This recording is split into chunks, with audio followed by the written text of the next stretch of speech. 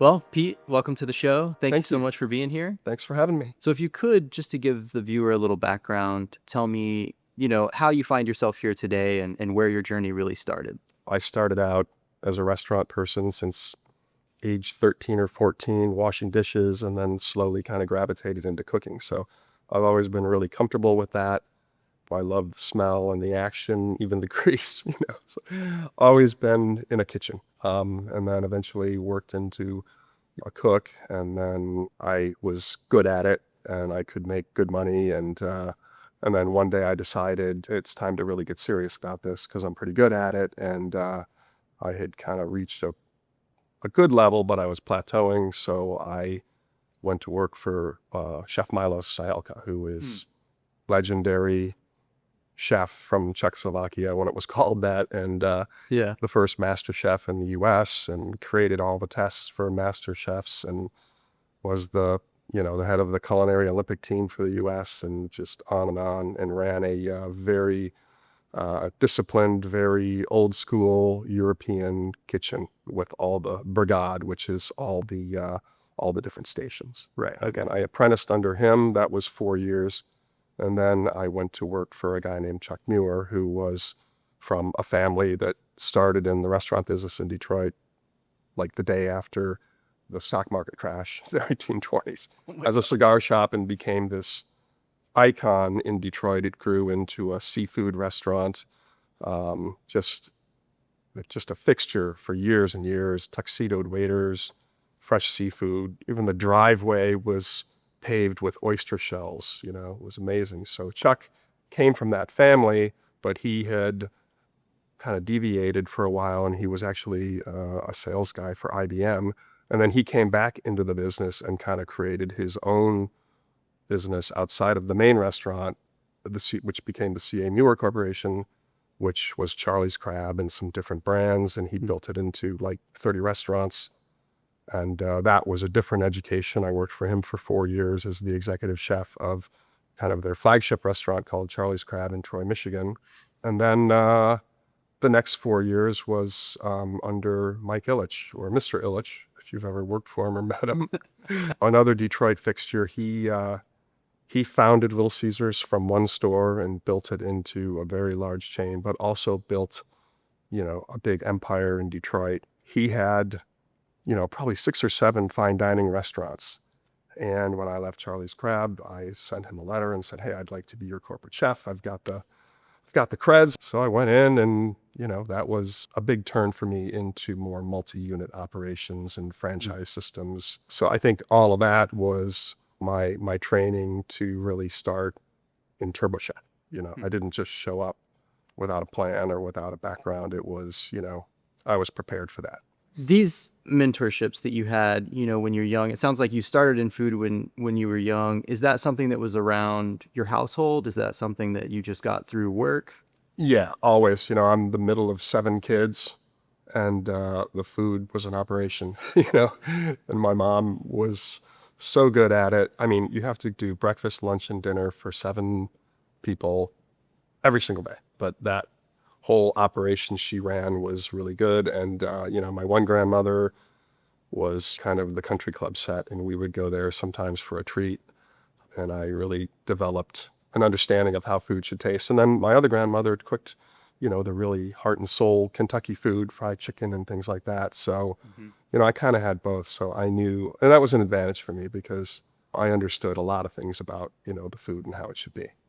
And it sounds like, the important or those main phases of your journey kind of start with Chef Milos. Yeah. How did you find yourself in that kitchen? Is that something that you pursued pointedly, or was it you just kind of knew someone? Well, everybody knew who he was. He was the godfather of chefs in Detroit. But what happened was we had some friends of the family that owned a restaurant called The Lark, which was like also one of the very top end restaurants. And there was a guy there named Brian Polson who had just trained under Milos and was the sous chef and was striking out on his own. And he went to a great place. Hmm. So I was going to go work for him, but I first was going to go to Europe, to France, and take some classes in Paris Hmm. for a month or whatever it was. And then he quit while I was gone. And he went to do a different deal, his own thing. So he said, I want you to go talk to Chef Milos. This is where you need to go. And I went in there, and it was just everybody eyeing me, sizing me up, and me like looking at them, And I mean, it was a pure meritocracy in every sense of the word. You rose up if you could pack it. So they showed me around, and the sous chef and the night chef at the time, and Chef Milos. I wanted to do it. I mean, I was going to do it. And then they bring a dish for me to eat, which was gypsy stew on spatzels. And I had never had anything like that. I didn't know existed. It was another time and place. It was just this mid-Europe spicy kind of stir fry with peppers and on these amazing fried spatzels. And I'm not a level 5 spice guy. I'm like maybe 2. This stuff was hot and spicy, but I couldn't stop eating it, and tears running down my face. And it was, when do I start, And it was the next morning at 7 o'clock, and I took 7 a.m. and I got the lowest job. So I went to from a pretty high paid sous chef who had worked in a lot of, nice restaurants, to $4 an hour salad. Yeah. But it was a nice break, and I did it. I didn't really question it, because I knew that guys coming out of there were doing very, very well. So I just decided, if I'm going to do this, this is a good way to kind of start over. The classical kitchen brigade, which went from, salad to garde-manger, serving all the cold dishes and sauces, to different prep stations, butcher. Then you get into the higher stations, saucier, which was one of the coolest jobs I've ever done. And you do that, and I was the human table saw, with prep. The biggest thing for me was when I became saucier.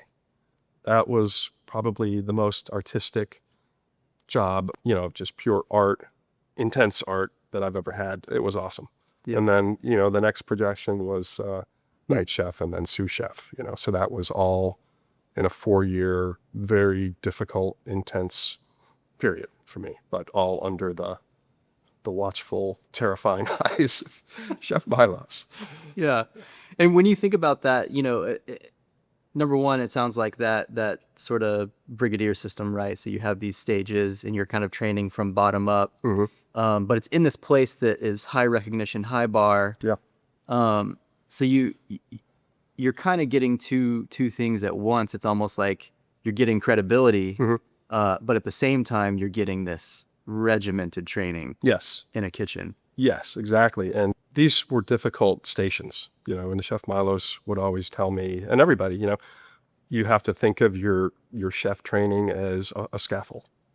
You don't pass through the early phases, because that's the foundation of the scaffold. And a lot of people try to skip ahead, which was me. I really wasn't qualified to be anybody's sous chef. I had to really spend time. I had to become impeccable. And this was done through having an impossible workload in a very limited set amount of time. And that was where you really learned, I think, creativity. Like, how am I going to process all this? And it's, okay, well, I'm going to have to synchronize my movements. I'm going to have to think about it. I'm going to have to choreograph. I need to go get that. But I'm going to hold off till I have 4 things to go over there, and then 4 things to pick up, because I've got to consolidate movements, So that was really the only way to get through it. And I loved the action, and I loved the camaraderie of everybody. And, it was a very difficult, tough place to be, but it was also, it was really fun.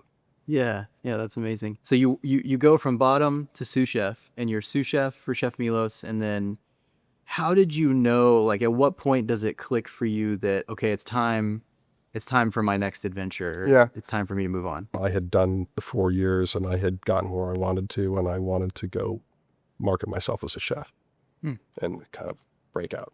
Nice. Yeah. And so next is where you end up under Muir. Is that right? Yeah. Chuck Muir. Yeah. Okay. And there's a big jump there, because obviously you're sort of in high-end dining, right? So there's fine dining. You do your 4 years there, you reach the sous chef point.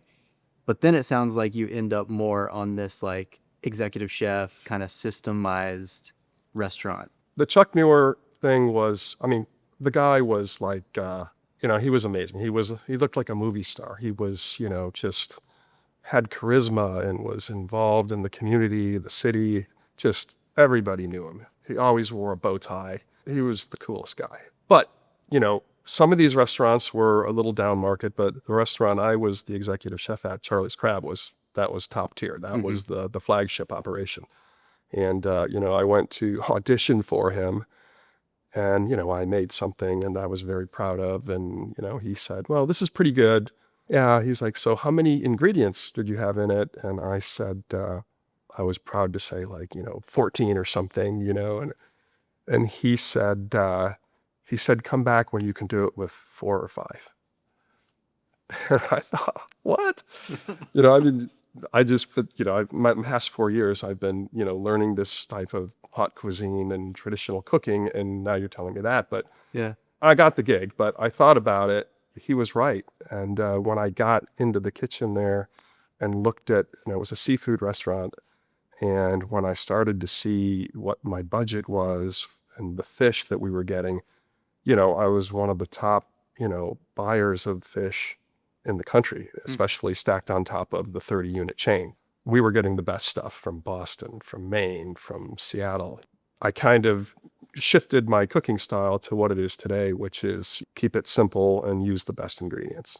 And the idea is when you're using stuff of that quality, the best thing you can do is kind of get out of the way. You know, remember, this is back in the 80s and, you know, 80s, early 90s. And the whole kind of nouvelle cuisine was coming on, where the whole world was getting away from the heavy sauces and, you know, heavy preparations to more Mediterranean style, olive oil, not butter, and, you know, more organic ingredients. I really liked that.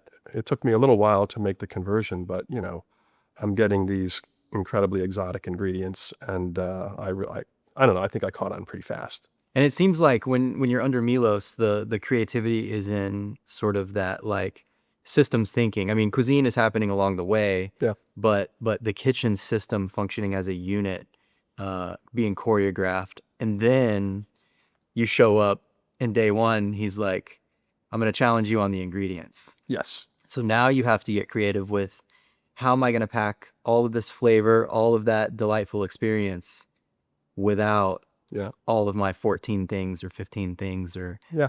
Charlie's Crab was a little bit different. It was already a powerhouse. It was a busy, busy restaurant. So by necessity, you had to do the simple food. But it, you know, it was a good fit. It had 300 seats. Right. That's a lot. It was a brutal place, you know, I mean, and it never stopped 7 days a week. So you really had to streamline things. And I remember on busy nights, I would walk around with him and he would say, let's look at how the machine's working, the engine, you know, I mean, we're in Detroit. You know? Yeah. And he said, you know, there's a backup there. We need to put a throttle there, a faster way to do this. And I didn't have any idea what a turbo chef was, but I was on to the throttle. Okay.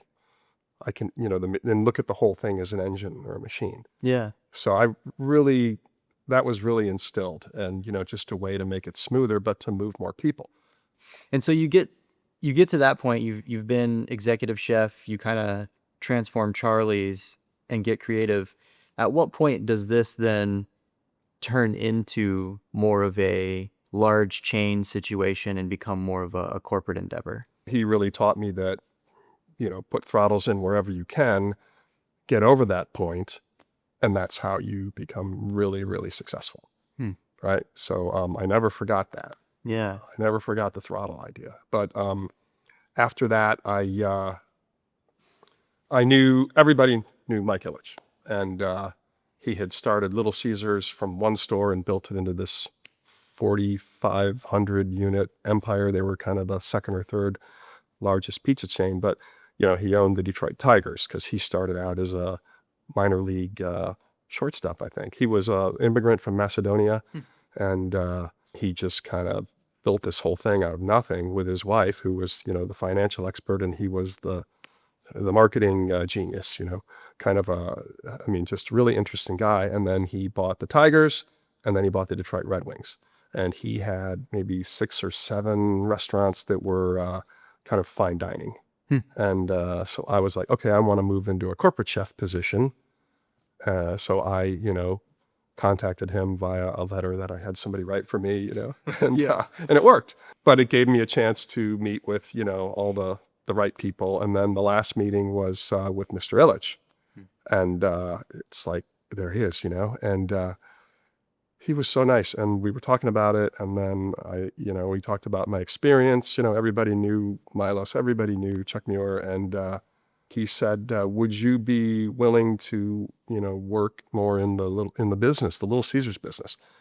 And I said, tell me more. And he said, well, we have a thing we're trying to do, which is called the Italian kitchen, which would be an oven that would heat pasta, and we could accent the menu with not just pizza, but pasta, but we have to cook it fast because people come in to pick up their pizza. Now that was still, I had no idea what a turbo chef was. That was something called the light wave. I never even went into any of those restaurants. And I started doing pasta recipes and trying to put this together. And is this in like an R&D kitchen or something? Yeah. And then, but the interesting thing is he had, Mr. Illich, and Mr. Illich calls Mr. Illich, Mr. Illich, so that's an important thing for people to remember. Yeah. But I think he became frustrated because the business got so big, and he was super frustrated with all the departments not talking to each other. He would say, I want to try different concepts. And everybody would say, no, they wouldn't do it, but I would, So the job kind of turned into, okay, I want to have bagel. I want to get in the bagel business. So it was me, and then an operations guy, and then somebody to do marketing, and then a finance person. And we were like a little skunk works. And we did, we did bagels, we did roasted chicken, we did, just whatever he wanted to do, we would do it. And it was really fun. And I had a new test kitchen that was away from downtown. The office was in the Fox Theater building. It was awesome. Oh, wow. Okay. But I had a store that was closed and all the windows blacked out, and that would be my workshop. I really had a lot of time, with Mr. Illich. The first time I ever flew on a corporate jet was with him. Mm-hmm. It was so cool. And I remember my brother making fun of me because, oh, are you going to be winging around on the jet to go look at sausage with Mr. I? And I'm like, yeah, probably. So it was an adventure. It was really fun. Yeah. I learned about how multi-unit operations work. It's very, very important, because you look at where I had come from, and then the middle step, now I'm never in a restaurant serving food to anybody. I'm planning and understanding, that across a 45 or 4,000 unit chain, very, very little things, if everybody does them right, become huge. So it's a totally different mindset. And then you learn, the pushback from the franchisees and how execution becomes a whole different animal. And consistency and execution is, the number one thing in a chain. So that was really an education. And, from a creative standpoint, and I was also working on product development on the pizza side. I'd come from a background of, okay, I have truffles, I have Madeira, I have, foie gras, I've got it all. Or I have, diver scallops, I have, little net harvested baby eel from the creeks in Maine. And now it's, okay, you got your cheese, you got your sauce, you got your dough, you have a box, 25% food and paper cost, and it needs to cost this, knock them dead. Right. Now that is creativity. Yeah. When you have to, okay, I went from here to this. It's gimmicky stuff, and it was awesome. But one of my responsibilities was evaluating equipment. There was this Turbo Chef oven, and it was monstrous. It was like this gigantic, bigger than a refrigerator, a strange beast of a thing, Yeah. And I was supposed to evaluate it. It had the dreaded microwave in it, and I'm like, I'm not looking at that. That's I don't do that. A couple months went by, and then my boss was like, hey man, just do a quick check off. So then I looked at it, and I'm like, what would we even do with this? And they said, well, actually it would make a lot of sense because people call ahead. We bake the pizza, they put it on under the heat lamp. But on average, it comes out at 205, but on average, they pick it up, it's 160. When it gets home, it's under 100 degrees. Mm-hmm. So when I order a pizza, one hand is on the phone, the other one is cranking the oven up, because I'm going to redo it. So the idea was they'd make a par-baked crust. You'd just come in, they'd have it all staged, ready to go. And when you're ready to pick up your pizza, they'd put it in this thing and boom, it would go into the box and home and then it would get there hot enough to eat. Hmm. It was pretty smart. So then I'm like, okay, I'll look at it. And then I started, messing with the thing, and it just blew my mind. And it did everything I was taught not to do. It was completely, it just was the opposite of everything I learned, like you can't do this, you can't do that. It did all those things. It just broke every rule. And I thought I'm going to do that, and then they offered me a position right then. We left and moved down here, and it was a complete kind of, crapshoot. Yeah. But I just could not, I couldn't get the technology out of my head. It wasn't supposed to do that. It was everything I was taught against. I didn't really have a position, there was operations something. And I basically started working for a guy named Ralph Bellinger, who was a sales guy. Mhm. Everybody hated him because he was very, I'm going to sell one, I'm going to sell another. When everybody else, they were kind of industry guys and like, I don't want to talk to you unless you're going to buy 100, machines at, $15,000 of untested technology from an untested company. Like, come on, man. Right. So I worked with him, but it was another real serious education, which was, okay, why does 5 seconds matter so much? Like, why do you want me to do it in 25 seconds instead of 30? Like, what's the big deal? And I Right. said, look, do the math. You only have one little box. It's not a big oven where you throw a bunch of things in and wait 20 minutes and then it all comes out, but you have to put it on the holding light. This is transactional cooking. So here's Chuck Muir telling me, I'm having a flashback. Yeah, the more you can process, Right. the faster you can get past the mark where you start getting pure profit. Yeah. But I'm like running around, I'm taking his bar napkins and making sense of it, and then he didn't really come from a chain background or a cooking background. He was great at this. And then the knowledge that he gave me it really just crammed right in with everything else I knew. But there was a point where I need to communicate different to customers. And, I actually appointed myself to sales. I can't remember if I told anybody or not, but that's what happens in a startup. Yeah. And he was kind of mad for about a day, and then he started giving me accounts, and we started to develop accounts, early adopters. The real big breakthrough though with Subway was Lyle Swanson in Puerto Rico. He had the world's busiest Sam's Clubs, and they had food courts, and he bought 10 ovens to test in those locations to do Okay. pizza. So like a couple months later, he said, come down. And I'm like, okay. And then he hands me a purchase order for 100 ovens. And I'm just like, are you crazy? Like what? I mean, I wasn't really seasoned as a salesperson, but he just took me through the math of why this makes so much sense. Right. And then he did it, and then corporate found out, and they were like, we're so mad at you, but we're also intrigued, and then around that time, Fred DeLuca had gone into that first store in Palm Beach Gardens with his buddy Steve, and they were experimenting with toasted sandwiches, right? Mm-hmm. The BMT, which I still believe is the best fast food there is, it's the capicola ham and, on Italian bread, toasted. It's awesome. Mm-hmm.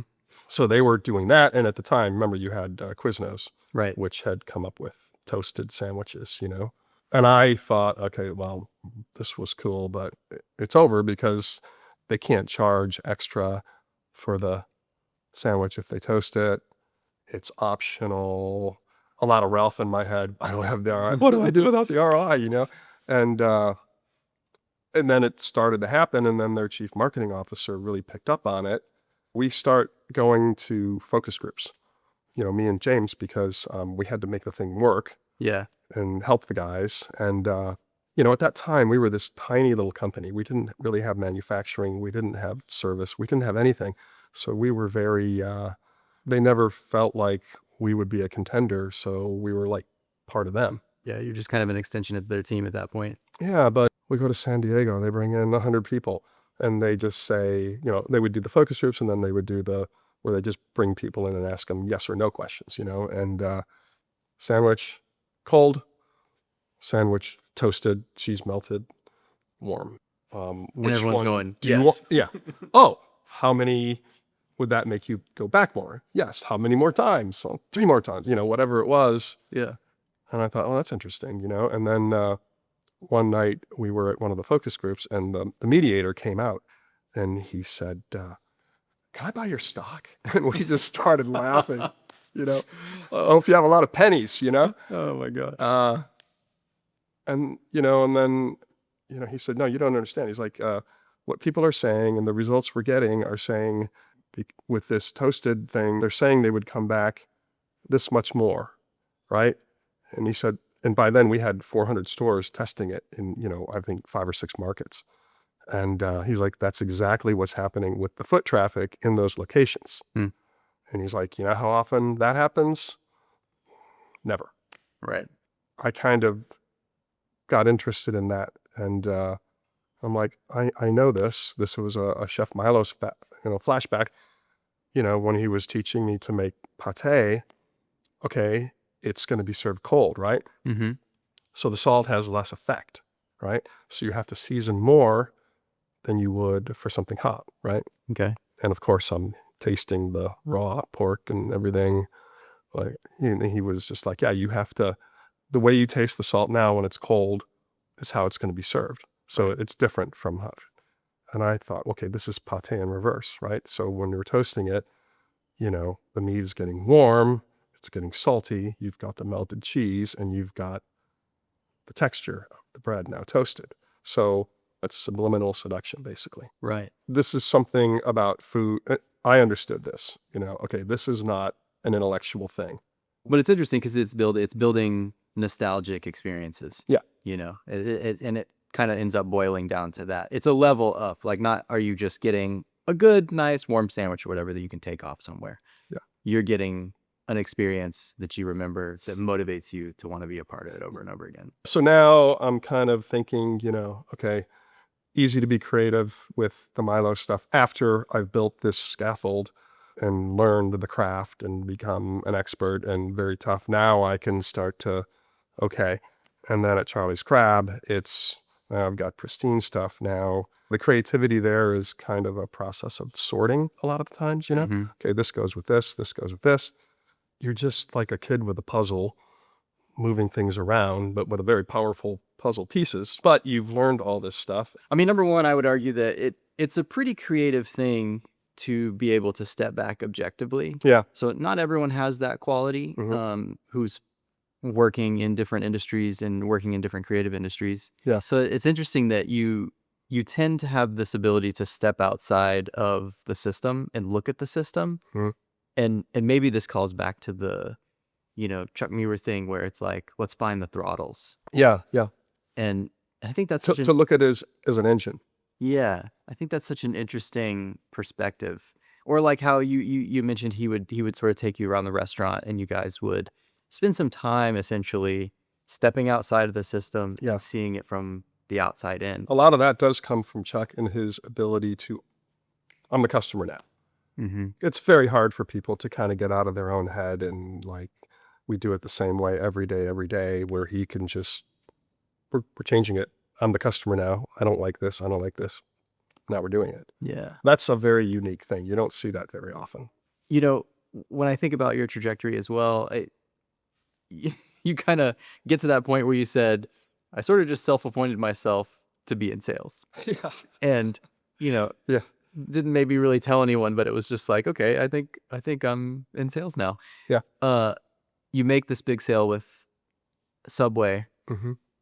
How would you say, your experience all those years, what do you feel like is the thing you gleaned from all that experience leading up to now? Because it's two different things. Like, to me, at least from an outsider's perspective, it's like, okay, working in a kitchen and inside of a restaurant system at the franchise level, all that stuff, it's totally different than what I would see in sales. But now hearing you speak, I can see how the perspective of like You're doing these Yeah. ROI calculations on the fly for companies that you're talking to. You're integrating yourself into their system so you can understand Yeah.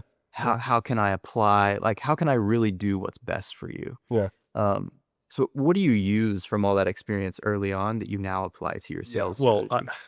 I didn't know any better, right? I just figured out a way to do it, which is, unorthodox. And most salespeople they have a network, they go to the buyers, they're established, they're known, and they have a way to do things. And I think the best thing for me is if I have the machine and have my hands and I'm with somebody and we're working together, that's what really matters. I'm bringing my expertise in and helping them build something. Right. And I think when you do that, you get the ultimate credibility and you get people kind of behind you because you're kind of one of them versus going in and I'm a sales guy. I have a tie. What do you need? Oh, I'll tell you what you need.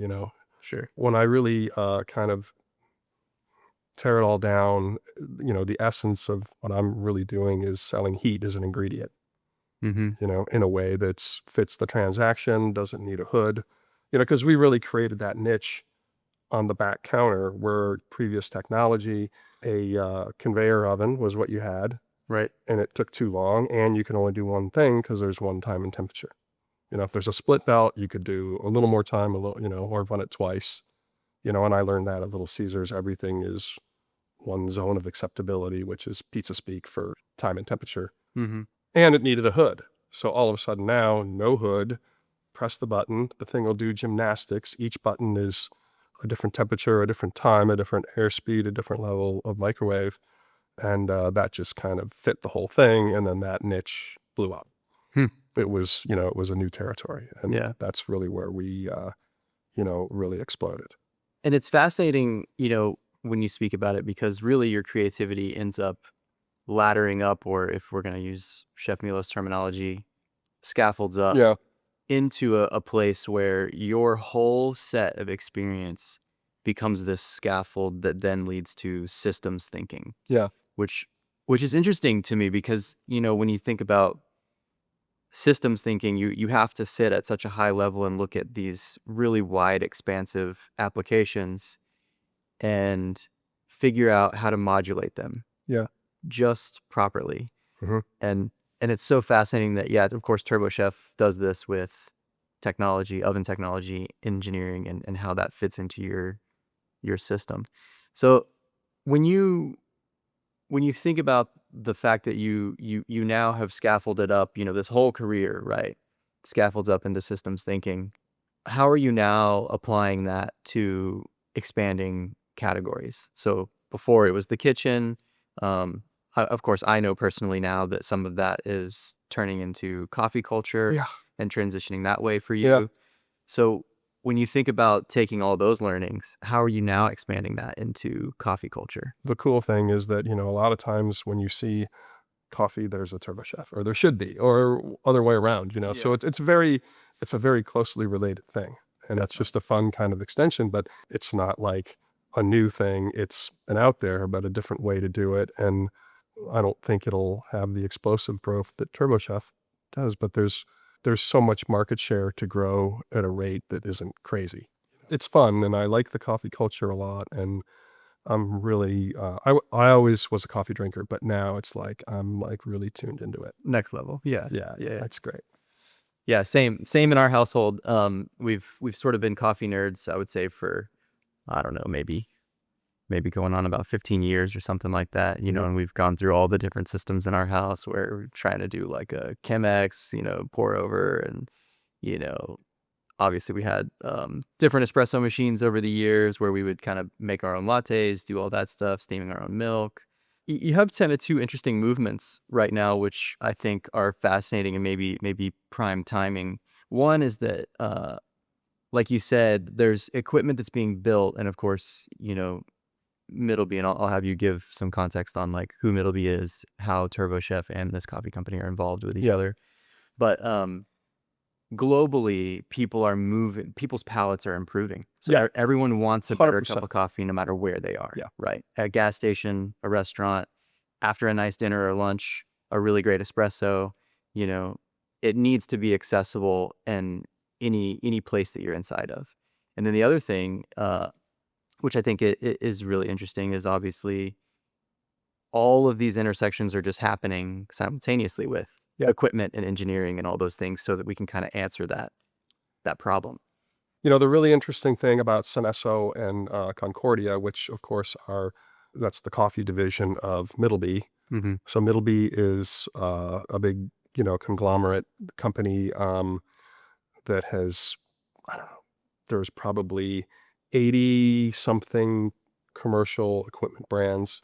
They have a division that does residential, and, food manufacturing that, we're kind of not fully in, but still, heavily involved in. Right. But I was always only interested in the commercial stuff. And Turbo Chef got acquired in I think early 2009. Mm-hmm. And we became part of this family of all these different brands. And the great thing about Concordia, I think we've had that for 10 or 12 years or something. And it was a very small company that had, I think, the first super automatic machine. Yeah. Yeah.